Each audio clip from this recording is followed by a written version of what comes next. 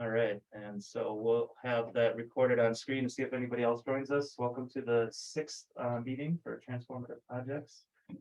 We do have 5 people here today out of a group of 10. So we need one more for a quorum, so we can't make any decisions per se today, but I do have us on the schedule to talk about housing. And then at the next meeting to talk about the police fire LEC project. And one thing I think for that project that might help is to talk about a project like that overall and not specifically peg it to the site that is currently being looked at, but also talk about what are some considerations that would be pertinent to the project no matter where it goes. So that's, I think, a good approach for this committee and how this committee could really help add to that discussion and add to, what eventually happens related to that project. So, but pulling back from that, taking a look at housing today. So yeah, we had some just general discussion about kind of where the housing subcommittee has been at, as well as the land use subcommittee. Both have been very, very focused on housing as well as a number of other issues. Housing, because it's come up across all of our committees as a need. And so one of the things that we are taking a look at with the land use subcommittee is new land use designations. Land use designations are designations that set up the city for new zoning or existing zoning to stay in place. So what you do is you take a look at the comprehensive plan first, and the comprehensive plan sets the stage for future changes to our zoning map, which is essentially our toolbox to regulate land use. So can you have a duplex or a triplex in this area? Can you not? That's what our zoning code allows us to do. And that's why the comprehensive plan is so important, because it gives us direction for the next 10 to 15 years on things we can do to amend our zoning code in order to get us to a point that we want to be at in another 20, 25 years here. So a lot of the direction that we're hearing is we want more housing choice, we want more options for people. And so what we're looking at doing with our land use designation is making them more flexible. Right now we have about 20, 25 of them right now. We're also looking at reducing the number of them significantly. So those two things are kind of what's driving the new land use designations that we're taking a look at in the comprehensive plan. Flexibility and then reducing the number of designations. So the first one that I'll bring your attention to related to housing is that residential suburban. It's up at the top of that sheet right there. And the residential suburban classification will basically apply to any land south of the core area of Winona or south of Highway 61. So basically anything in here, the traditional, not traditional, but the more suburban style or suburban oriented area of the city. And what the idea would be is in that area to allow new owner occupied duplexes within existing structures or with small additions to existing structures. So think of some of the larger houses in those areas. Right now, there's only single family units. Family size shrinking and those houses need to be filled. Also, they cost quite a bit.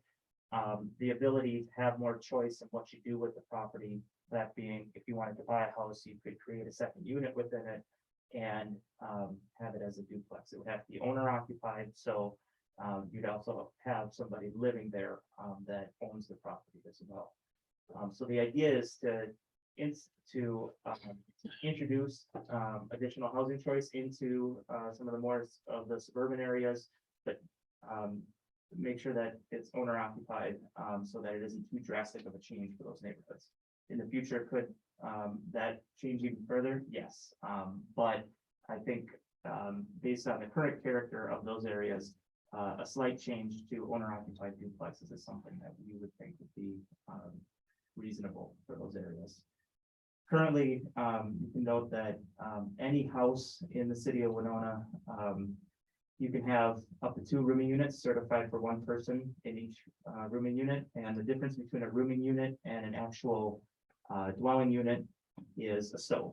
Essentially, a rooming unit is a place where you don't have separate cooking facilities.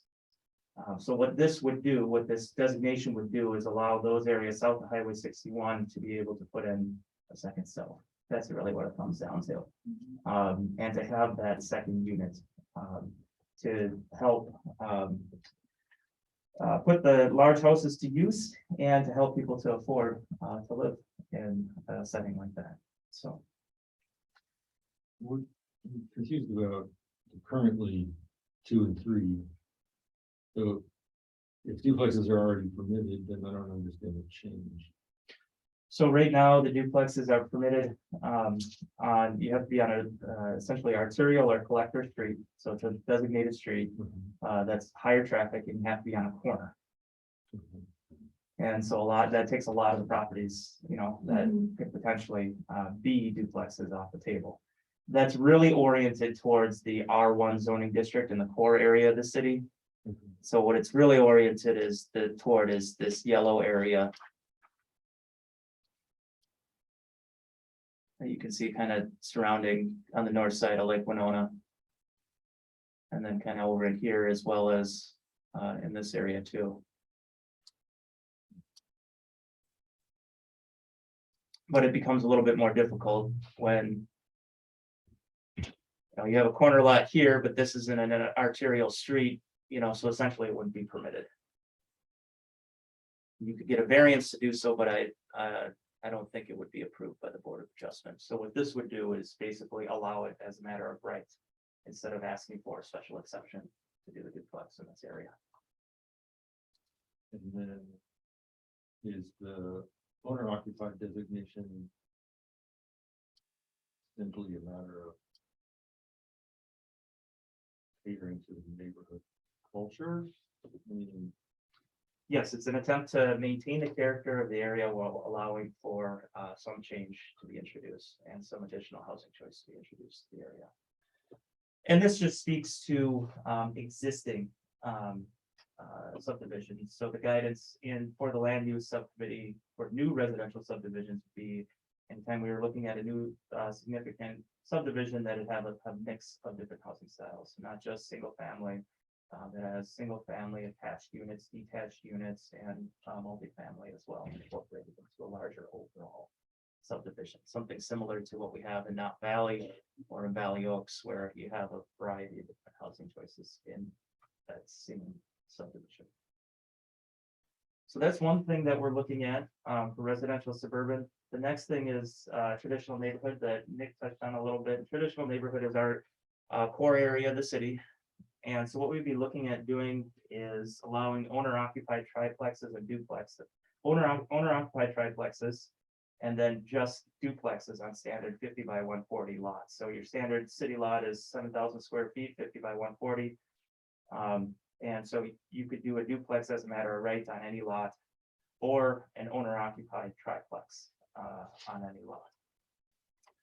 And so what that is based on is in part the current build pattern of the city, where, for instance, you take a typical 50 by 140 lot, and this one might be 60 actually.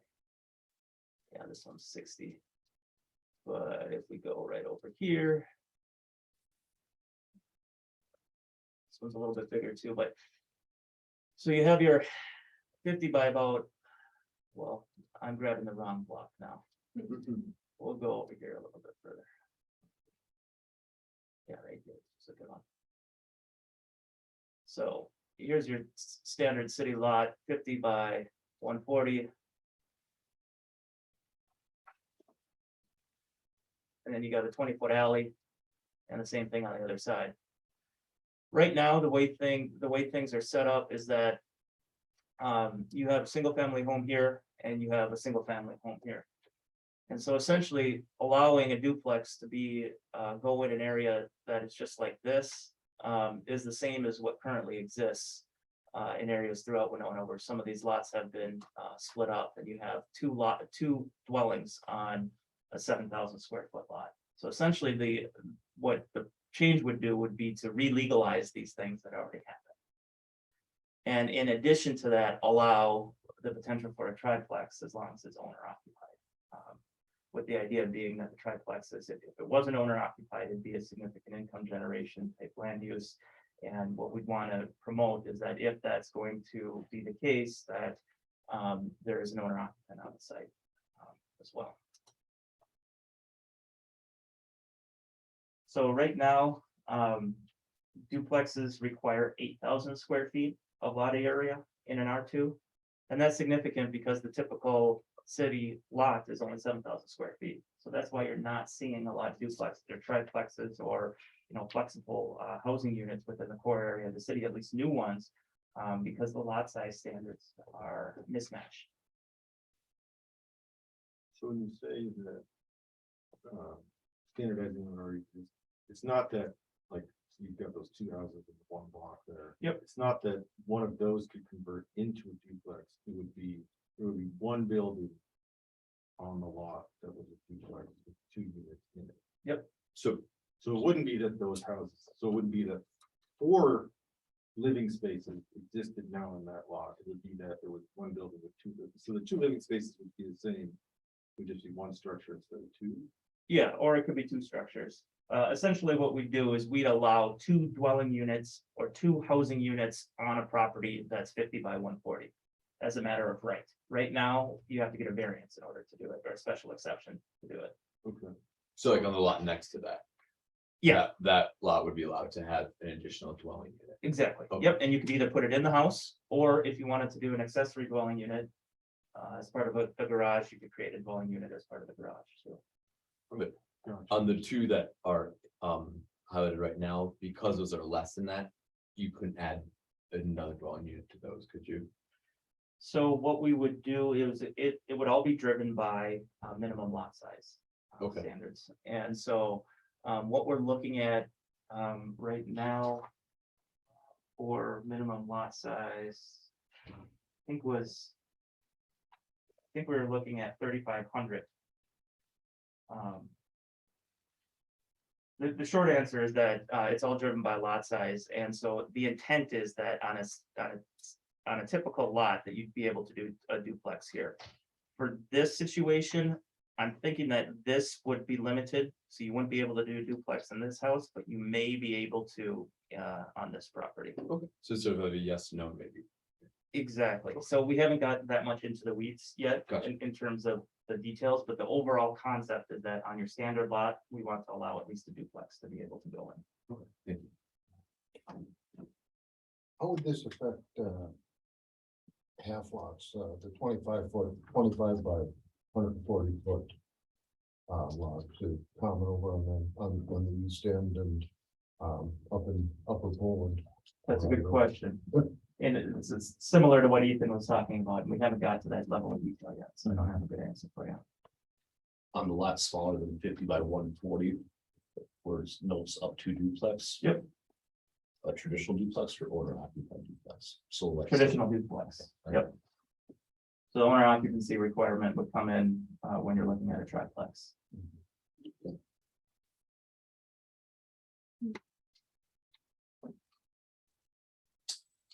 Next, we're taking a look at multifamily residential, and that's where this map comes into play.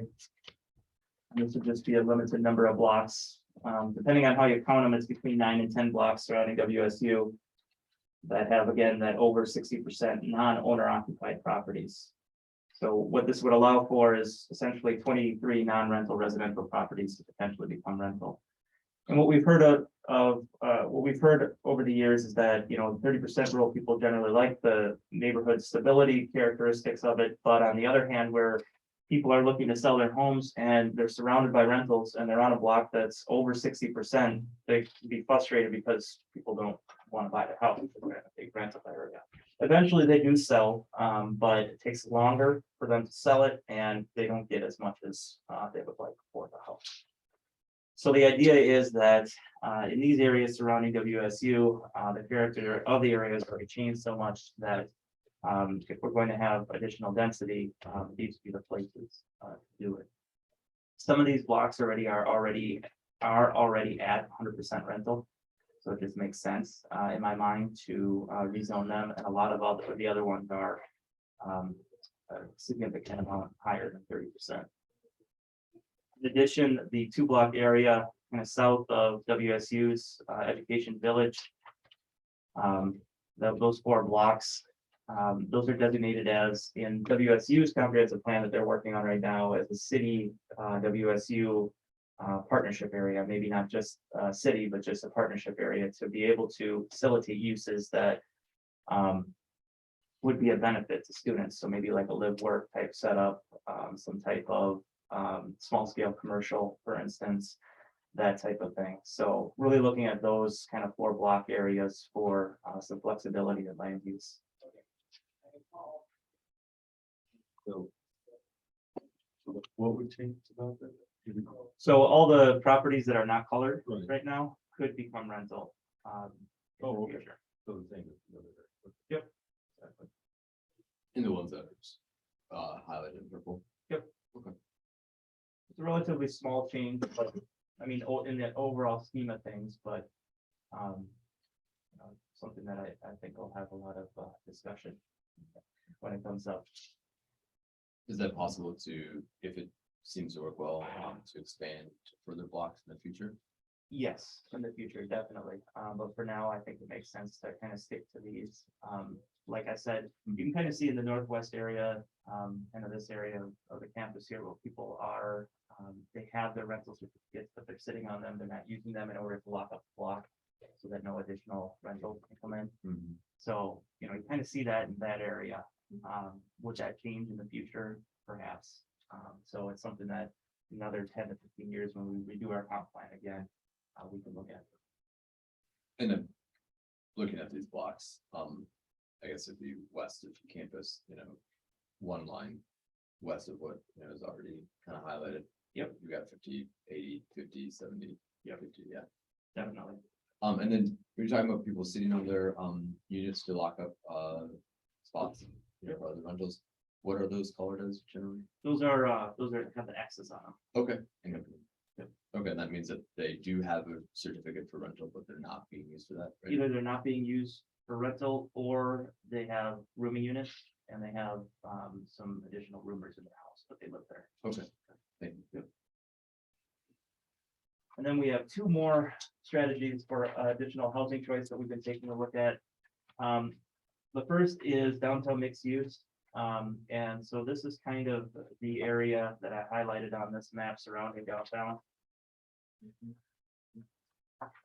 Right now, a lot of our downtown area is zoned mixed use downtown core, which requires on the first floor of a residential building, the front 1/2 to be non-residential or commercial. So what we're looking for is mixed use.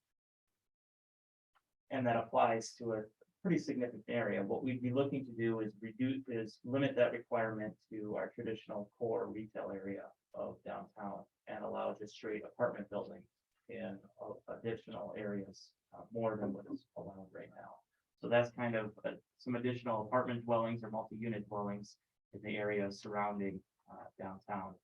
And we see that as a really great opportunity for some of the missing middle housing. So some of those housing options between multifamily and single family. So think duplexes, triplexes, attached row houses, attached townhomes, that type of thing.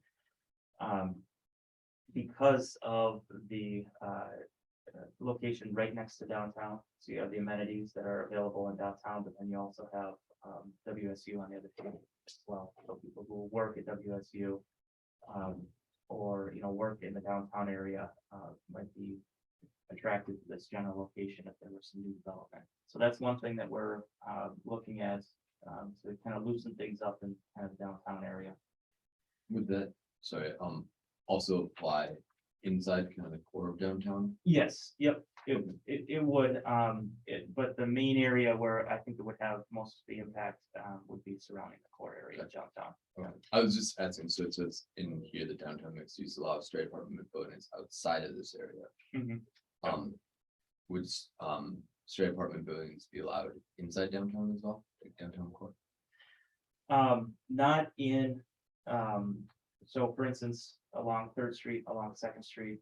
Okay, like the B2 or, Yeah, so the core area of the city where we traditionally have a lot of the retail. yeah, So yeah, think 3rd Street, think a Mhm. portion of 2nd Street, think Main Street, but then you have some outer lying areas, that are still zoned mixed use downtown core, such as along 4th Street and over in here. a little bit. And then on the southern portions. Then also by Huff Street in here. Where right now it's required to have that mixed use, but in the future you could just do a straight apartment building. Okay, so then on third and second, it would be the one half of the first floor is commercial now. Yep. Okay. Is there a lot of space that is not being utilized right now for rental units or like downtown? Yeah, well, not as much as there used to be. Okay, So one thing that we really want to do, and we have historically done too, is to allow the, conversion on the upper floors. That basically cash flows the building so that you can have that commercial space on the first floor. Maybe that's not, bringing your money in as a landlord, but it still allows you to have that, connection with the street and have that non-residential. So that you have that vibrancy in downtown. what are some of the reasons why there is still vacancy or like are still spaces that are not developed? Costs with rehab and parking. Yeah, okay. And is that something that this committee, ours or the housing committee, can address too, like the requirements for parking or? And the final housing choice strategy that we're looking at is commercial mixed use. And so that's basically along Highway 43 or 61, and that's some of the bubbles that you see kind of along the highways in here. Where in our current plan, we have that designated just for straight commercial, and what we do is we encourage multi-unit dwellings to be in this area as well. So think of the Menards, Walmart area, introducing some additional housing units into that area, or the Winona Mall area, or adjacent to Hy-Vee, for instance. Promoting more mixed use instead of just straight commercial in those areas. So, like with all of those potential changes, I could see how it would increase housing choice. How would it help affordability? Well, part of it that we look at too is that if you have units, regardless of what area of the income spectrum that they're targeted at, even if you're creating newer, more expensive units, that's the move up for somebody who's living in a more affordable unit. So what that does is it allows somebody to move up within the city of Winona, stay here, but then it also frees up and opens up a more affordable option. So that's one way that we look at it. And, I think a lot of these are oriented toward helping people to afford houses that they may not be able to afford right now, especially like a larger house where right now it can only be single family, but if you can have an additional unit in there to help you pay the rent, I think that'll go a long ways. And it's also oriented at ways for people and individuals to be able just to do this. So we're not necessarily relying upon getting that state grant or the state funding for an affordable housing development or a workforce housing development. Of course, we still want to go for that type of stuff, but those are becoming fewer and far between, and the competition's more fierce than it ever has been for that type of funding. So we're looking at ways in addition to that type of funding to allow just the regular person that wants to buy a house to have more options on what they do with it. That and by increasing the inventory, just on the economic side of it. Correct. I mean, I'm just looking at our auto industry right now. Cars are selling the same vehicle. Today, you go buy the same truck that you bought 6 months ago, it's gonna cost you $8,000 more. Speaking of business owner this morning for one of the fleet vehicles, it's the same scenario. We look at our used car vehicles, it's all the same. Once we get more inventory, organically, those things will happen. Touch a little bit on your, specifically to affordability, at least with the housing subcommittee. It's putting a lot more language in this comp plan relative to the 07 about utilizing the current incentives. It's tax abatement, TIF. They're all available back in 07. This really weren't touched on. They're not new. We've been able to use them per statute for years. But then as legislation plays out, new financial tools to create more additional housing, such as the newly created housing tax credit. Whereas when somebody has a state tax liability, I believe the range is of 1,000 up to 10,000. The taxpayer with that liability can request the state that I want my $5,000 of income tax to go into the special housing trust fund. They're gonna pay it regardless, but the taxpayer has a choice of where their tax dollars go. So that's a brand new tool. North Dakota's had it for, I think, 8 years. It's been quite successful. Along with creating a housing trust fund and working with the county. It's just a couple of the money tools, financing tools that are out there to be able to assist developers, mainly on larger projects. Start looking at single family homes with affordable housing. Something that the Port Authority, years ago, they're involved with Jimmy Carter, with Habitat and that construction. There's a lot of state funding along with that. More recently, the Port Authority's worked with Habitat in Winona County to get tax forfeited properties, which are properties that somebody hasn't paid the property tax on for 5+ years. Kind of how we work this model out is that city staff, mainly myself, with Habitat, county staff, we go tour all the tax forfeited properties within the city of Winona. The ones that we all feel have value, Tony, go sell them on auction. Let's get those houses back on the tax rolls. The ones that are dilapidated, vacant half lots that Jerome brought up, home that needs to be torn down. Those are the ones that the Port Authority and Habitat want to go after. They will to then create a single family home, get those properties back on the tax rolls, but using Habitat's model, it's for a low amount of income household. One of the things I wanted to touch on when Carlos brings up land use destination for this group and land use with affordable housing would be the new apartment complex going up on the intersection of Sarnia and Mankato right there. So that vacant land did have a home and a garage on it, but it was 2.25 acres, highly underutilized. That land use was designated as business. It was zoned as business, but the land designation was for high urban residential use. So the developer I was working with, we, I guess, identified that lot. That's where we can build our housing product. We need at least 2 acres. By having that land use designation of high density residential, it made the rezoning to it so much easier, which is better for development. If the developer has to go through a bunch of hoops, see, I want to go to a different community, I don't have to do all this. So that made it real easy. But from there, we're able to take a single family home, 2.25 acres, and create 41 affordable units, rental homes. And 9 of those units are set aside between 5 are for those facing homelessness or have been, and 4 are for those that need supportive services. So it's just an overall housing product that hits a lot of community needs. But without that future land use designation, that developer probably would have walked away.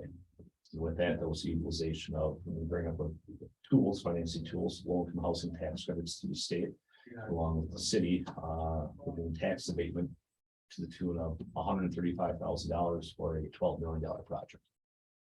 So overall, pretty darn good investment. So, and with those financial tools like TIF or tax abatement, especially when it comes to state grants, low-income housing tax credits, if the community that's working with the developer who's applying for all these $1 million in tax credits, if they're not going to put some skin in the game, money, the project will not get funded by the state.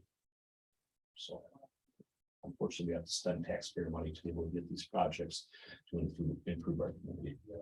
But that's just how the rules are set up.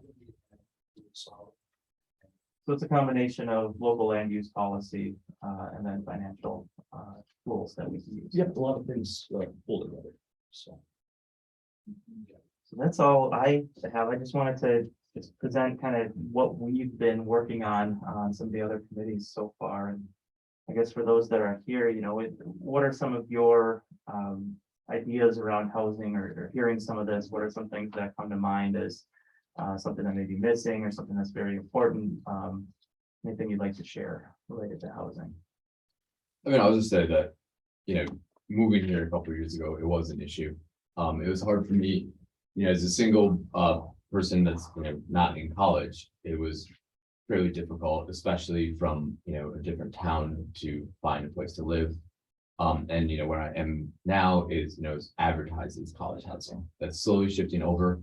But so, there's, from what I'm hearing, it's clear that there's, issues with housing, in all sorts of areas. Just, adding my 2 cents that, for who I am and my sort of demographic, also issues. I've heard similar things. We had a new person joining, Fastenal, and I tried to do some help, some searching for her from Winona for moving here, as a single, professional.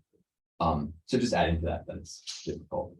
And other than that, like I'm a big density fan. I love all the things that come with density. I'm happy to see some push towards density. Do recognize that that is a change and that certain neighborhoods can be affected by that in different ways. But in general, I like that. And at the same time, I personally have moved into a place that used to be occupied by 3 people, is now occupied by 1. I'm doing my part to lower density. For that, I'm sorry. But that's my piece. And that person is she living in Winona now, or? I actually haven't checked in lately. Okay, all right. I'll check and get back to you. Yeah. But this is just in general, this is something I'm very curious about to learn more. I come to this with very little knowledge, especially Scott. I'm excited to hear what you have to say on this, and especially how it could relate to a transformative project.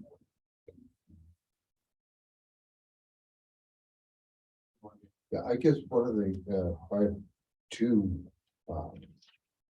questions, concerns, whatever. Well, one regarding parking requirements, particularly in the downtown area, bearing in mind at least 2 proposed housing projects in the last 10 years that were either delayed significantly or completely kiboshed because of lack of on-street parking at that location or off-street parking. That is, how can we alter that to make sure that our housing is designated for people rather than for automobiles as a priority?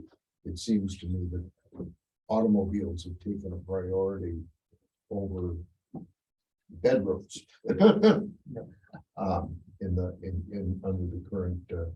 And then the second is, what can we do in terms of owner occupied properties that are aging and we have people with limited needs? I know that back, it must have been in the 90s, 80s and 90s, there were programs for neighborhood rehab, for weatherization, energy efficiency, and a variety of other projects for owner occupied that were forgivable or at least very least low interest. Are any of those programs still existent, or where are we on that now? How can that be included? Those programs are within the housing subcommittee. We still have it in there as one of the objectives of the goal of preserving and rehabbing homes. The status of those grant programs, historically, the city, we have tapped into deed funding along with Minnesota Housing. All these programs, they come with their red tape. Mainly revolves around lead-based paint, which is an issue all the way through southeast Minnesota, especially in Winona, where I think like 40% of our homes were built 1939 or before. So I mean, that's an issue. Where it really becomes a struggle is sometimes with the homeowner, even though they are aware that their home needs help. And these are owner-occupied programs. They don't want that lien, even though it's forgivable loan. They don't want that there just in case, because there are payback, clawback provisions over a 10-year period. They don't want to saddle their family with it. They pass away in that 10-year period. Other part on my side of things on administering these grant programs is the lack of contractors, because when it comes to lead-based paint in the state, with deed, which those funds come from HUD, so that's a whole different set of rules relative to Minnesota housing. We have to use what are called lead-based paint supervisors. Every contractor, which any plumber, most of the roofers, any general contractor, they have to be EPA lead safe, which they're easy to come by. These lead supervisors be able to get that certification. It's 5 days worth of training, costs you about $1,500. There's nothing around here. It's all in cities. They have another $1,500 in lodging and food for the week. And their crew probably could also knocked out $15,000 in their roofs that week. It's very hard to convince the contractors to do that. In Winona County, we have one lead supervisor contractor. The other ones we pulled from Rochester, Zabrota. And those are long trips. The other issue with it is, so for example, we just finished out last October with a deed program. We had the funding for 30 months.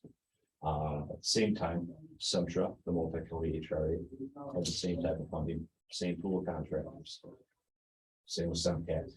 So just right here, we have 3 agencies with the same pool of contractors. It's very hard to get work done. The other thing that we're able to do that, about $375,000 through the Federal Home Loan Bank in Des Moines for owner occupied rehab. First time the city's ever applied, luckily enough, we're granted the funds. But those still came with the same issue, contract availability, especially during COVID. That was definitely an issue, but it's still the contract availability overall pre-COVID. So we still do run those programs, but to try to get rid of that red tape is one of our recommendations. Objective of housing preservation is to create a local housing trust fund.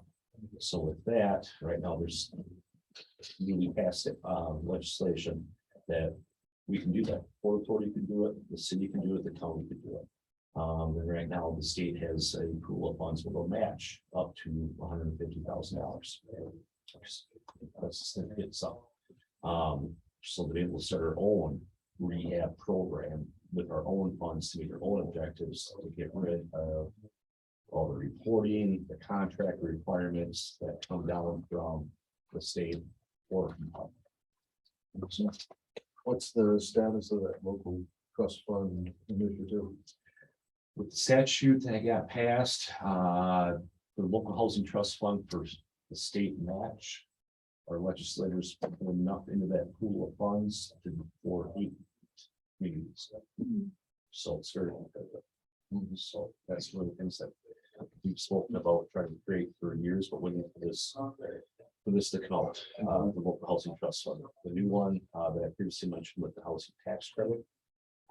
That's something that I'm working with a nonprofit called Minnesota Housing Partnership right now, and their marketing program of how we get that out to businesses and start educating mainly businesses and the wealthy of the community to be able to kind of have a slush fund, if you will, but the state would oversee it, but a lot less rules come along with those funds. So that and creating other partnerships where SEMCAC, they have a different pool of funding for rehab. They can do that in the city of Winona, and our local habitat chapters with Russian kindness. We partner with each other a lot where I get referrals, and we do have an emergency loan fund that we can use here.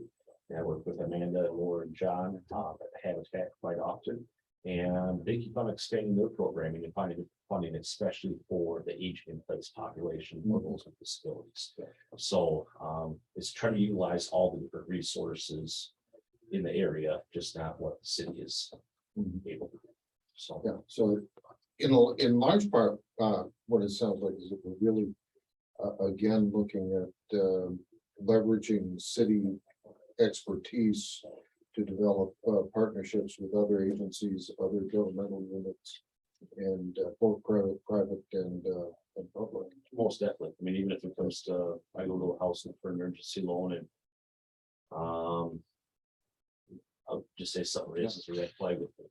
Yeah, so your staff would be a good contact point, and you can coordinate and act as a clearinghouse. Yeah, so I'll The contact most Kate, effective one. yeah, volunteer services, utilize that. The hub, especially for those households, food insecure and everything else. And then when it comes to weatherization, energy assistance. When I go to these homes, that's one of the things I don't make a requirement for our rehab programs. Or even to take part in any of our loan programs, but I provide them a brochure for an energy audit, because if they're eligible for programs that we have, they're most likely eligible for a free energy audit, which, I mean, in a given household, that could be, we'll say $120 to $150 worth of light bulbs and weather stripping, hot water heating installation. And that's just the start of it, where then that opens up the door to weatherization services for windows installation, attic, replacement of major appliances like the furnace, hot water heater, refrigerator, plus freezer, and then energy assistance, where during the heating months, they can get a little bit of financial help to retain their earned income through SEMCAC in the funding that SEMCAC receives. So try to be we're comprehensive about it. Yeah, so. Then in terms of parking, we've loosened it up quite a bit past a few years here. So in downtown, if you have a mixed use building, so you have the commercial on the first floor, and you want to do a residential above, you need 1 parking space per unit above 6 units. You can put 6 units in, you only need 1 parking space per unit above 6 units. More recently, we also added into the code the ability to substitute covered bicycle parking for up to 4 vehicular parking spaces. So essentially what that means is if you put 4 bike racks in the basement or the first floor of the building, and they're covered, you don't have to provide parking for up to 10 units. So you get the first 10 units for free, essentially, no parking required. Then it's 1 per unit over and above that. And that 1 per unit used to have to be on the same lot, but now we allow it to be within a block.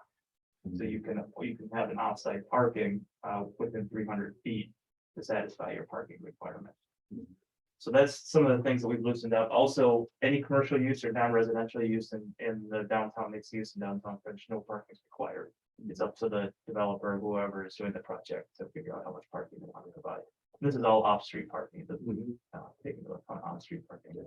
One thing that we could do in the future for just straight apartment buildings is allow a certain number of units for free without, required parking. Maybe not as much as the mixed use, since we're trying to promote, those commercial storefronts and ability for large building owners to have some of these small commercial areas, but that could be something. So for instance, maybe, for the first 3 units, no parking is required, then it's, 1 per unit above that, something like that. But massaging those parking requirements, it is definitely a way to do it and make things more affordable, because requiring an excess amount of housing parking just ends up driving up the cost of housing, because developers just pass the cost on to whomever is renting or purchasing property.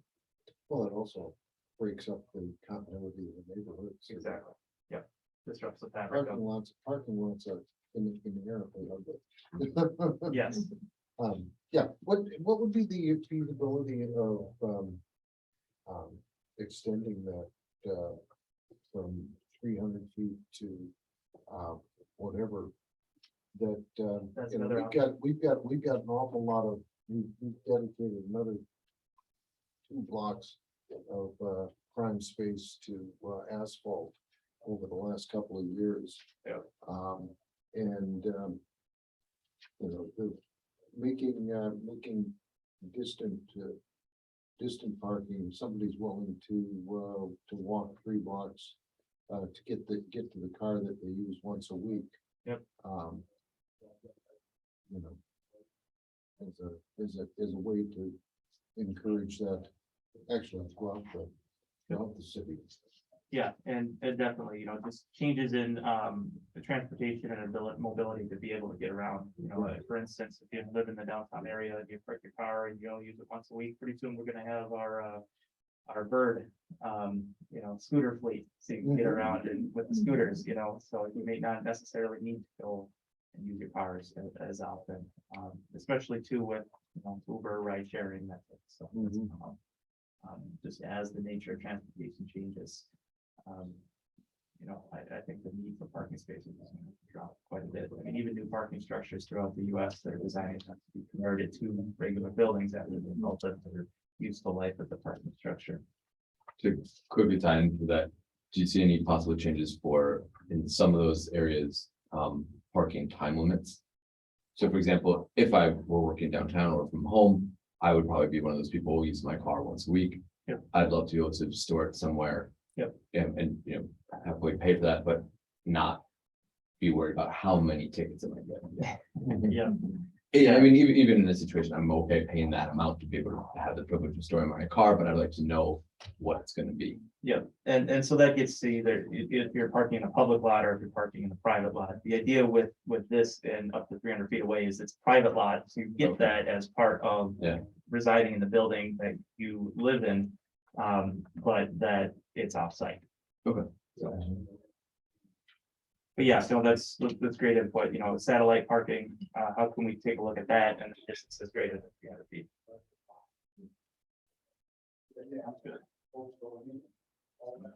Scott, did you? Yeah, no, I guess I've just been wondering kind of in the conversation, like a lot of it seems like necessary incrementalism, but it doesn't seem like the committee has really talked about anything that would seem like a singularly transformative anything. And so in my mind, kind of looking at the financial landscape of city and county decisions, like we're going to spend $30 million on a jail for the county. We're going to potentially spend $30 million on a police station for the city. I think we should spend $30 million on housing. It's the #1 priority for the community. And if we're not actually willing to invest $30 million in housing, we're kind of a screwed up city, because we're willing to house people in jail, but we're not actually willing to house people in home. And so I think we need to do two things. You know, create ways to make the housing that already exists affordable, and then create new affordable housing that the city pays for, some of which, as been said, might come from state and federal assistance. And so one example, you know, and it has been genuinely hard. Like, I'm not gonna, say like I have the solutions to these things today, is that it's a lot of the affordable housing kind of programs are coming out of large urban areas, and that's not applicable in the same ways to a city of 25,000 or 20,000 or however much we are at the moment. But one of them was called the NOAA Impact Fund out of Minneapolis. It's noaahimpactfund.com if you want to look at it. And basically the NOAA part, spelled like Noah from the Bible, is naturally occurring affordable housing. And so kind of sounds like what Nick was talking about working with Habitat, where you kind of go around and see like what's available, how can we keep it in the pool of housing, keep it affordable. If we need to, buy, apartments or other properties from people to keep them, we would do that. And it's public-private. So the example here is, it's Hennepin County, the Minnesota Housing Finance Agency, and a bunch of banks and, nonprofit organizations all combined to say, we're going to pool our money to buy properties that already exist and keep them affordable to people. And so creating a fund like this for Winona as a city, or working with the county to do that together, I think would be a really great transformative thing. Like, now we have this fund that's dedicated to just keeping housing affordable.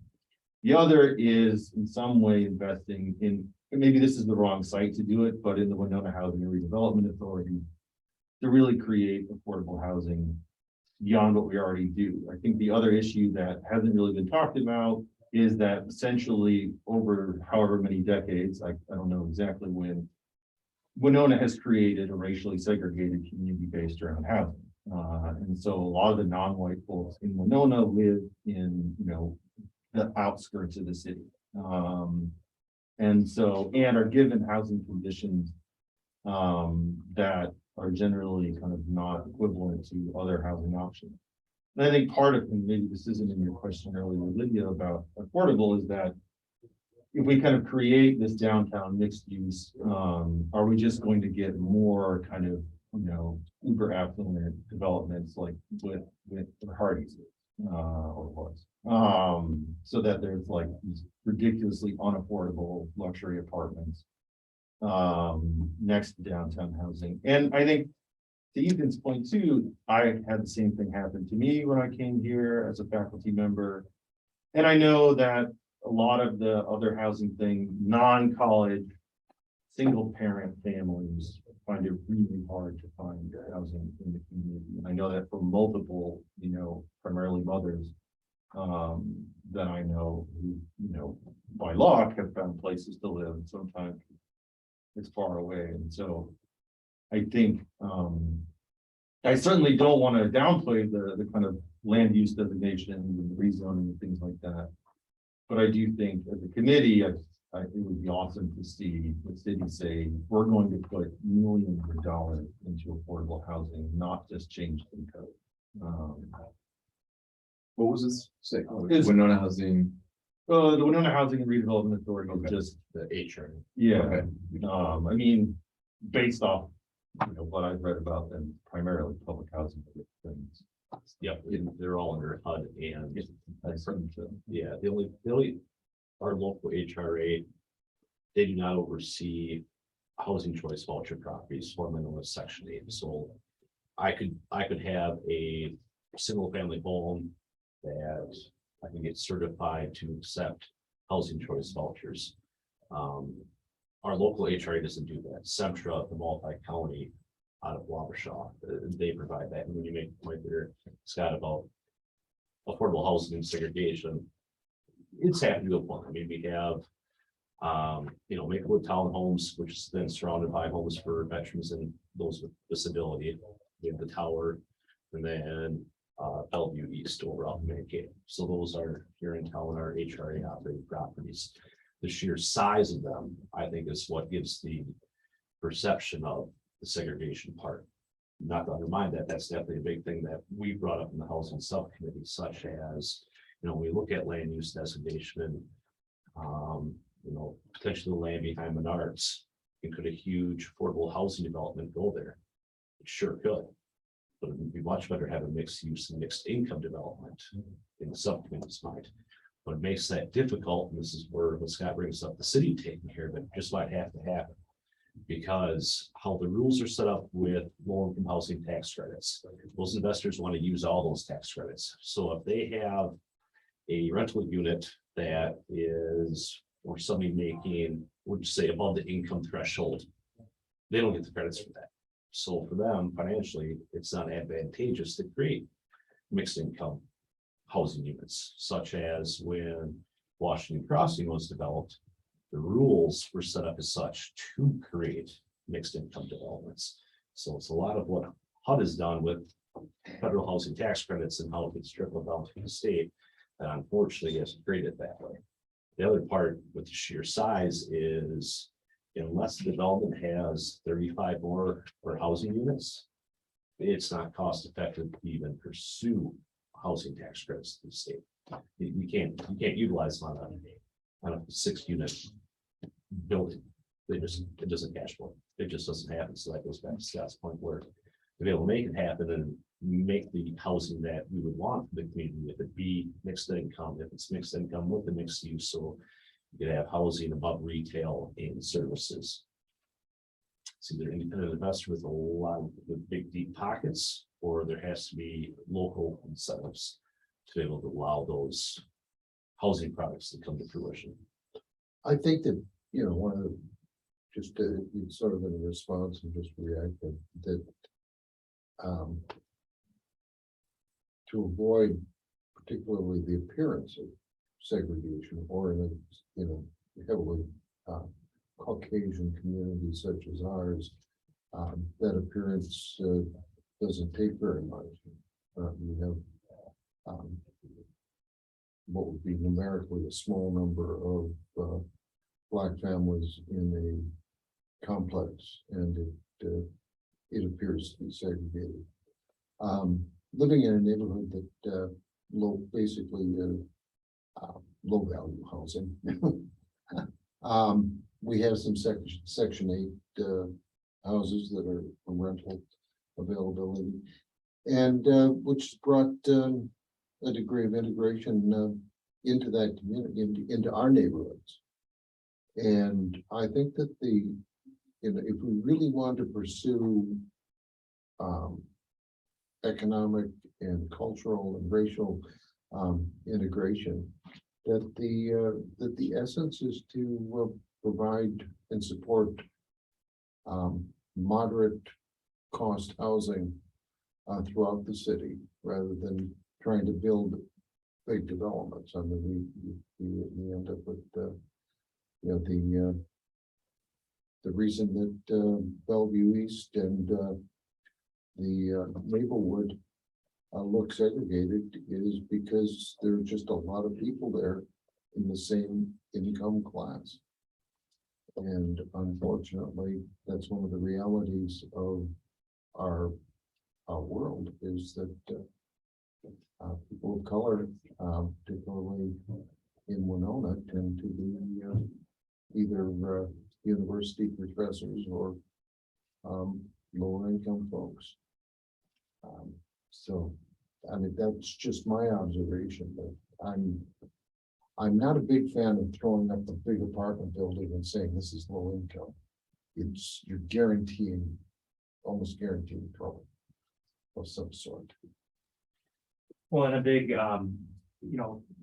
the impetus behind, duplexes and triplexes, basically to allow to, get us back to what Winona, our traditional built pattern prior to zoning, which, we built up essentially the whole island prior to 1960, when our zoning code came into play, and then all of a sudden made all the lots that we created for our entire existence non-conforming, or, doesn't meet our code. The only ones that meet the code are the ones south of Highway 61. So the idea is to be able to re-legalize the uses that have existed here for a very long time, but then also help people to afford more houses, so that you can have another unit to afford that house that you may not otherwise be able to afford, or maybe even 2 units to be able to afford that property that you might not be able to afford. So really, a lot of these changes are in support of more integration of various class levels, race, income, that type of thing throughout the city of Winona. So not only in the core area, but also in the more traditional suburban areas as well.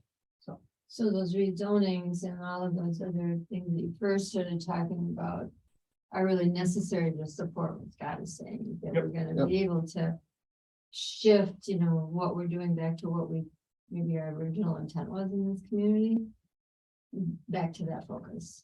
And get away from big developments, big units that really are not conducive to what this town is all about. And, we can agree or disagree on, how it's evolved over time, but I don't think that was the original intent of this community to be that way. And it's, it's good. I think it's really good that we get the zoning changed so that we can start working toward that, that idea. But, when I hear you talking about all of these different things, I don't think most people even understand any of it, let alone how they could access it. So being able to get, to understand what it is that they could, be eligible for, how they, who they call and when they call, it's, it's a lot of, it's a lot of numbers, and a lot of people to get to the right, whoever the right person is for what you really want to talk about. So people get frustrated and then they, maybe stop calling, or maybe just think that it's not for them. And with that, one of the objectives that was brought forth from the housing subcommittee is create a position, pretty much a one-stop shop, for if you want to call because your neighbor's not mowing their grass, what department should I call? Here, I was to this person, this is the department, or if it's somebody, I have questions about trying to find affordable housing or housing programs. They can get sent to me, the appropriate person, along with additional positions for the marketing, to be able to help with these large developments, or if it's program with Park Rec, there's through one-stop shop, so the program is consistent, with it's between city, chamber, municipal, so the messaging is just all the same. So people aren't getting confused by, well, what Facebook page do I have to check for this, or where do I go for this, or you just use yourself better communication. As the transformative project subcommittee, one of the, just to let all you folks know, one of the things that the housing subcommittee is looking at, and I view this as a pretty large thing, is to reevaluate the bluffland protection overlay. Is it serving its intent? Are we overly restrictive to development, especially compared to other bluff and river cities? You know, in that setback and slope angle. What's that look like? What are other communities doing? Are we in line? Or are we being overly restrictive? Which with that, 44 is a natural continuation of single family homes, standalone, which is also a house need for the community. By having more of that, that opens up the 1,200 square foot shotgun houses on the east end or on the long block of A Street and 9th Street that are our traditional affordable single family homes. So it allows that market to open up a little bit. So those are other things that the housing subcommittee is looking at. Just in general, how do we create more housing, a variety of housing choices to allow people to be mobile? If it's some more single family twin homes that we need for seniors, those aging in place, that opens up the 4-bedroom house on the west side of town that, you know, they put a carpet over the stairwell because they only live on the main level, so they don't have to heat or cool the upstairs. Those are definitely true scenarios that happen every day, that we need all types of housing. How can we get that and start opening up that market, provide better housing choice, thus from there, and start bringing overall prices down. Along with other tools, if it's local, hopefully it is. I wish for the board by statute can levy up to 10% budget. The HRA or local HRA, they're not going to. I mean, that's transformative right there. What can you do with 10% of the levy budget right there? Is it's all directed towards housing or supportive. Just so the group knows when it comes to maybe underserved populations, housing, there's county commissioners, city staff, advocacy center, and a couple of other landlords. Mingle, part of a housing institute group with Minnesota Housing Partnership that Northern County just provided ARPA funds to Catholic Charities, start a program to hire pretty much a social worker, placement worker, to start a scattered site pilot housing program for those that need supportive services. So hopefully we can start rolling that out right now. We just finished up a workshop last week on that. I can see it being very similar to, unfortunately, with the HCO homes that have shut down. That type of scattered site is what I mean by that. And whenever up a marketing position for the city, would be somebody getting in front of NIMBYism about those with supportive services are going to bring down the integrity of my neighborhood. Get out in front of that, have those conversations. It's an affordable housing project, $12 million housing project that's going to lower everybody's taxes on the current property and not my backyard. And I want to say when the elementary school open houses were going upstairs, I heard one WSU professor note that affordable housing is the worst kind of housing. You get in front of those messages that knock down developments that we need for the community to serve, just not any demographic, but us as a whole. So What's the name of that program that is starting the pilot? it's going to be Aubrey Rittenberg. She should be the lead of it with Catholic Charities. The announcement just came out last. Let's see, we had a workshop Wednesday, Thursday. I thought it was last Tuesday that I would receive the email from the group. But yeah, either Audrey at Catholic Charities or Crystal Hagee at Advocacy will have more details. Crystal, those two are pretty much the lead of our Housing Institute work group.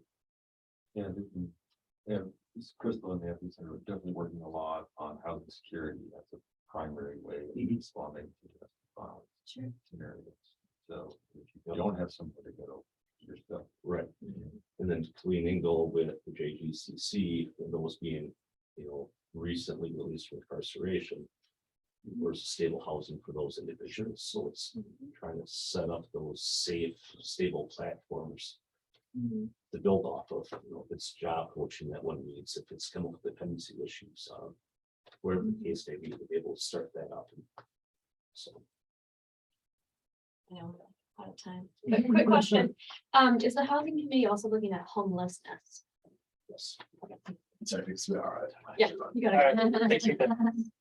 So overall, with a couple of overreaching themes. Ethan. It's housing for all. 2 weeks from now? Homelessness, Thank- To those in supportive services, to seniors, to our workforce, to the executives August 17th. of our businesses. So, How about the 31st? Housing, Much information. We're looking at 2 more meetings, so it's the big years. for you'd be able to make the last one then. Okay. You can schedule both of those. The buzzword we're using is. Yeah, that would be great if we could. So, Yeah. yeah, the Same time, same place, one. just Yeah. 2 weeks That's from all now, we're looking at is- Yep. August 17th and August 31st. Yep. And so what we'll do on the 17th is talk about police, fire, LEC. Mhm. And then also at that meeting, what I'll do is I'll have a draft write up for all of the topics that we've talked about. Okay. So that you have those to review for our last meeting on August 31st, where we'll go over all of the different projects and topic areas that we've looked at. And provide input on those, and that'll sum up the work of the subcommittee, and then it'll be to the steering committee in September.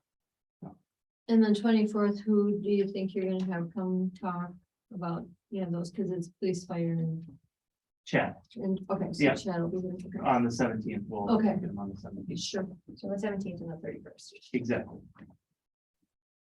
1:30 to 2:30. Okay, thank you. Yeah, no, thank you. Thanks for, again, spending your time with us here, working on this. Thank you. I wish we had all sorts of more time.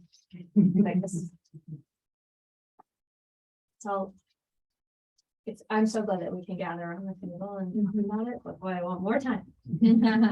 Well, there's so much stuff going on with housing too, and there's. I bet. It's projects, things like that. Yeah, and you have to It's a huge subject. tie it all together. Everything is gonna affect everything. That's a big job. Thanks for like having a million meetings on your plate. Well, it's one less than a million now. Uh, Yeah. Go. For the two. Yeah, exactly. Thank you. Have a good day, guys. That's what it.